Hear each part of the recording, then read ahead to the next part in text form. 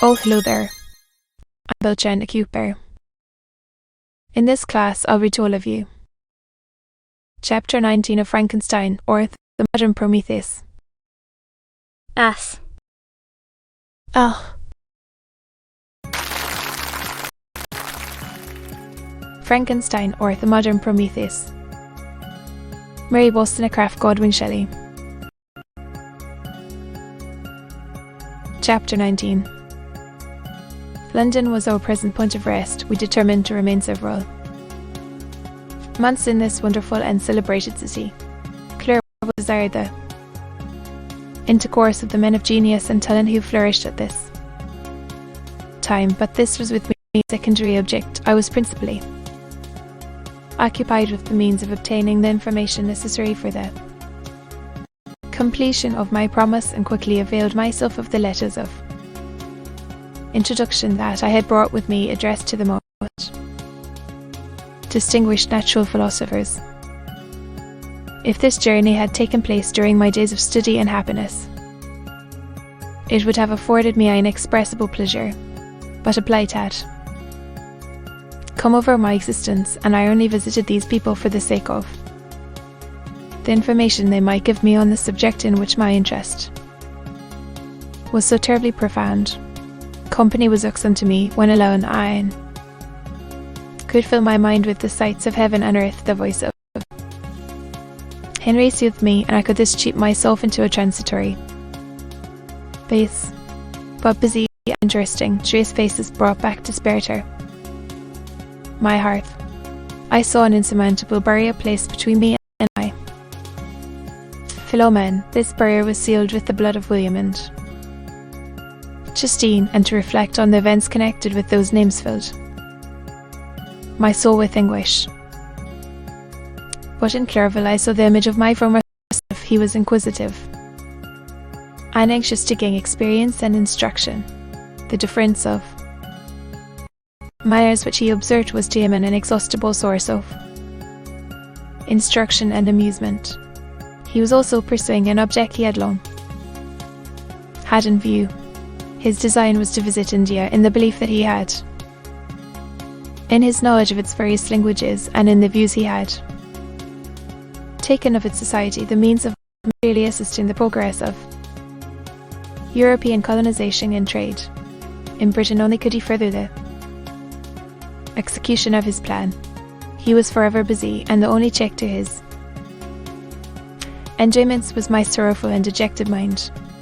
I tried to conceal this as much as possible, that I might not debar him from the pleasures natural to one who was entering on a scene of life undisturbed by any care or bitter recollection. I often refused to accompany him, pledging another engagement that I might remain alone. I now also began to collect the materials necessary for my new creation, and this was to me like the torture of single drops of water continually filling on the head.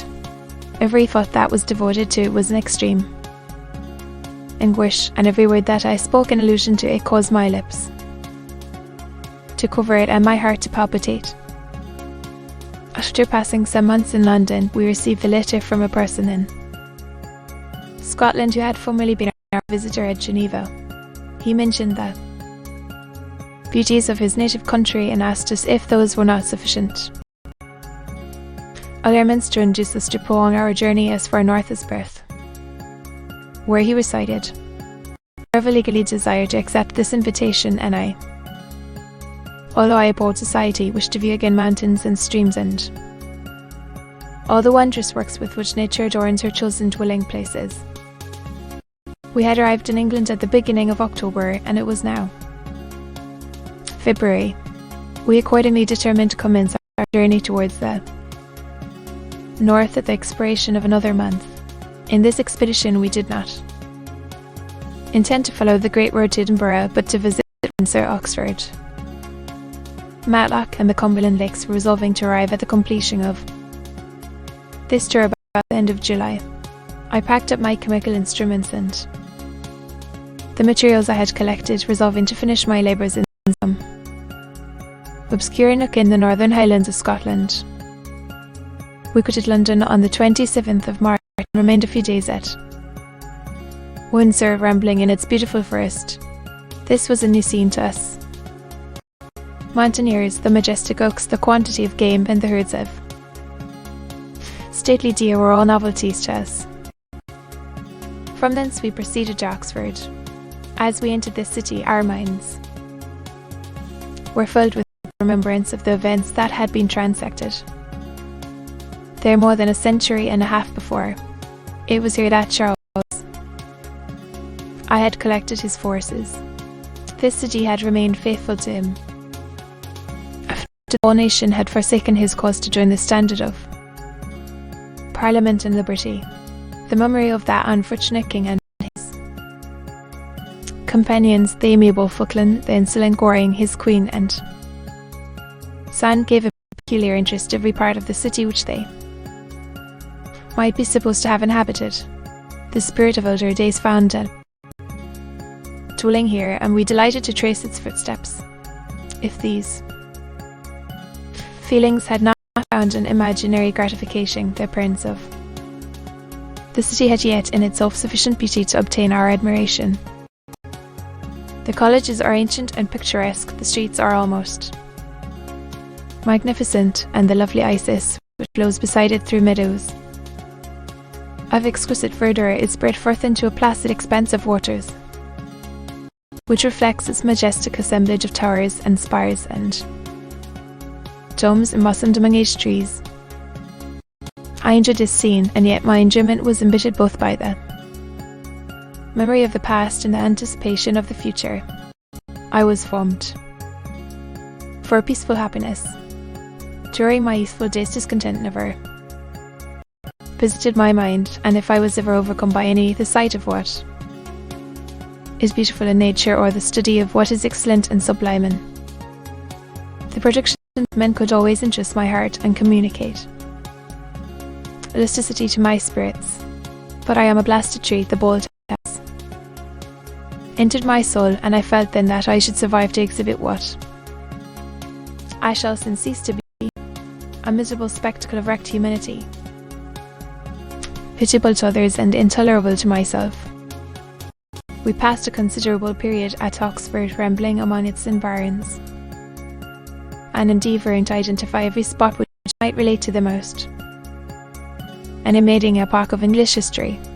Our little voyages of discovery were often prolonged by the successive objects that presented themselves.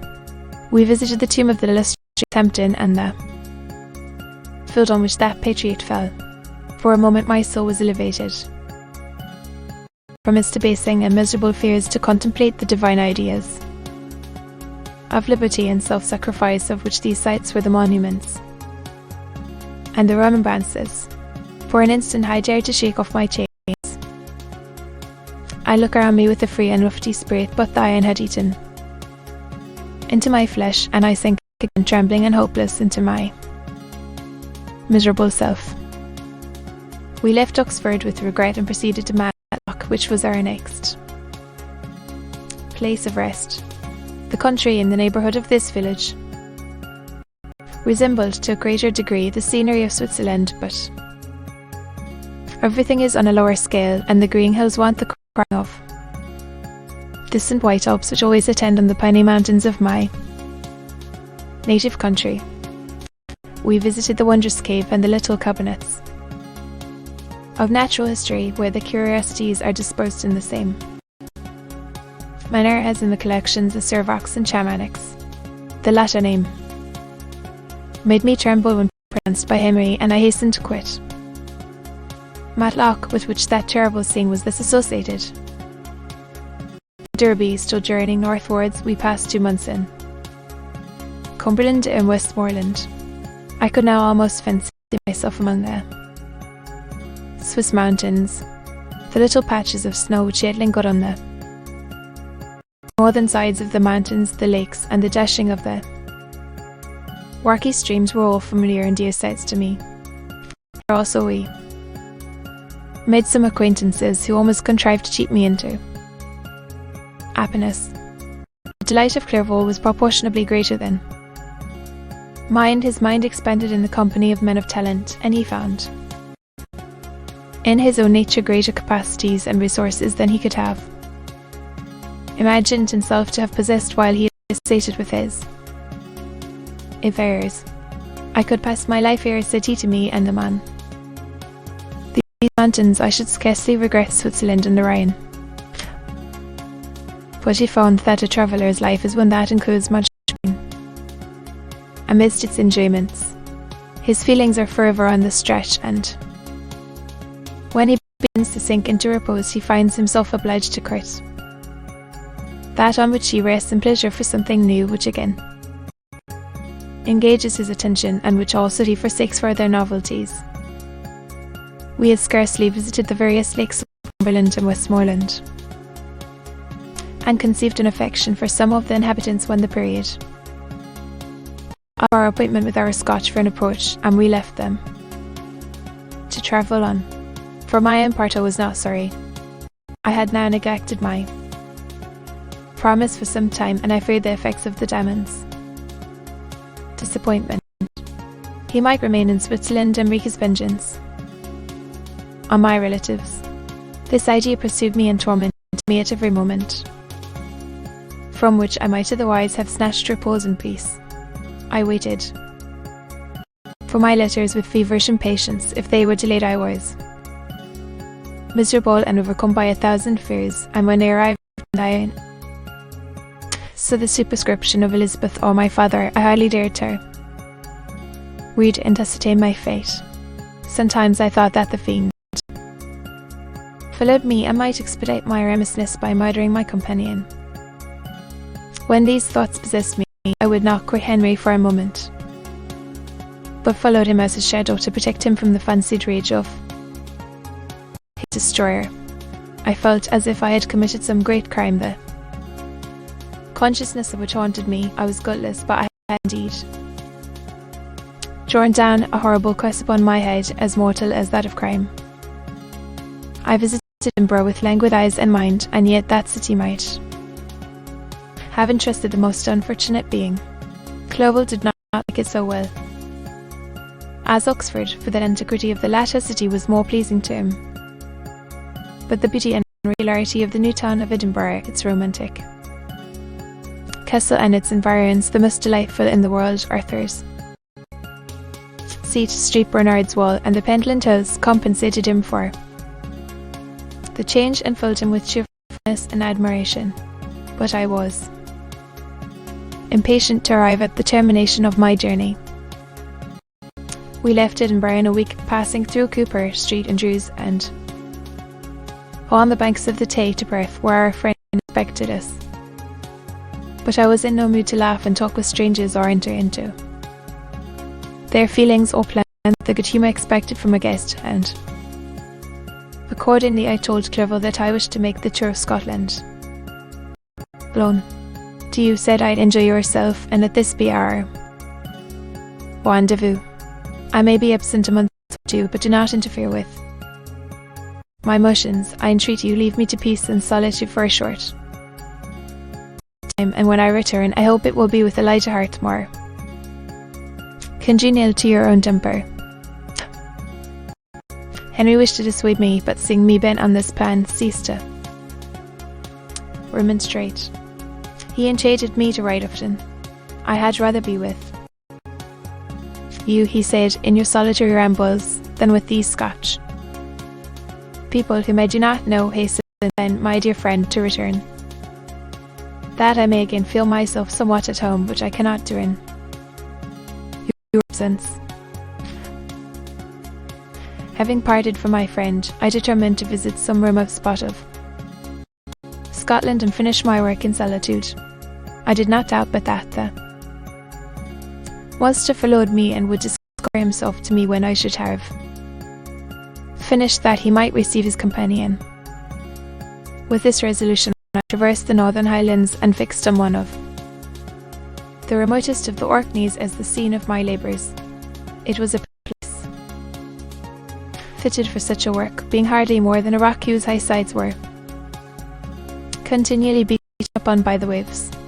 The soil was barren, scarcely affording pasture for a few miserable cows and oatmeal for its inhabitants, which consisted of 5 persons whose gaunt and scraggy limbs gave token of their miserable fare, vegetables and bread when they indulged in such luxuries, and even fresh water was to be procured from the mainland, which was about 5 miles distant.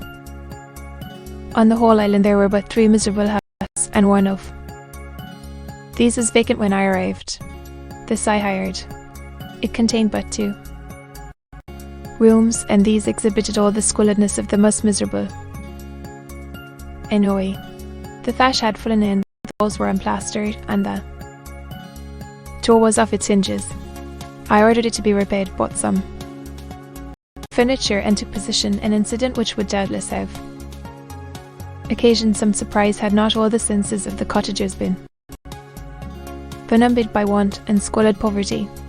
As it was, I lived ungazed at, and unmolested, hardly thanked for the pretence of food and clothes, which I gave so much to suffering blunt even the coarsest sensations of men. In this retreat I devoted the morning to labour, but in the evening, when the weather permitted, I worked on the stony beach of the sea to listen to the waves as they roared and dashed at my feet. It was a monotonous yet ever-changing scene. I thought of Switzerland. It was far different from this desolate and appalling landscape. Its hills are covered with vines, and its cottages are scattered thickly in the plains. Its fair lakes reflect a blue and gentle sky, and when troubled by the winds, their tumult is but as the play of a lively infant when compared to the roarings of the giant ocean. In this manner I distributed my occupations when I first arrived, but as I proceeded in my labour, it became every day more horrible and irksome to me. Sometimes I could not prevail on myself to enter my laboratory for several days, and at other times I toiled day and night in order to complete my work. It was indeed a filthy process in which I was engaged. During my first experiment, a kind of enthusiastic frenzy had blinded me to the horror of my employment. My mind was intently fixed on the consummation of my labour, and my eyes were shut to the horror of my proceedings. But now I went to it in cold blood, and my heart often seconded the work of my hands. Thus situated, employed in the most detestable occupation, immersed in a solitude where nothing could for an instant call my attention from the actual scene in which I was engaged, my spirits became unequal. I grew restless and nervous. Every moment I feared to meet my persecutor. Sometimes I sat with my eyes fixed on the ground, fearing to raise them lest they should encounter the object which I so much dreaded to behold. I feared to wander from the side of my fellow creatures, lest when alone he should come to claim his companion. In the meantime I worked on, and my labour was already considerably advanced. I looked towards completion with a tremulous and eager hope which I dared not trust myself to question, but which was intermixed with obscure forebodings of evil that made my heart sicken in my bosom. To be continued.